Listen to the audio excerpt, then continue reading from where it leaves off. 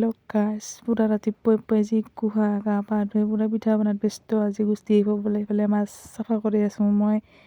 মাছ চাফা কৰি কিনে আৰু চৰাই আছে চাফা কৰিব নাই, এই চৰাই চাফা কৰিব লাগছোঁ। এতিয়া চৰাই চাফা কৰি কিনে একবাৰ কাটিম মই। পুৰা ক্লিন কৰি ল'লোঁ, এয়া পুৰা একদম চাক কৰি ল'লোঁ। এই কাটিম এইবাৰ মই। ইমান যে আধাৰ খুৱাই চৰাইকেইটিক, পুৰা একদম ঠাক কৰিম এইবাৰ একেবাৰে। এই আমাৰ ঘৰৰ চৰাইকেইটিৰ উৎপাত একদম কি কৈ থাকে।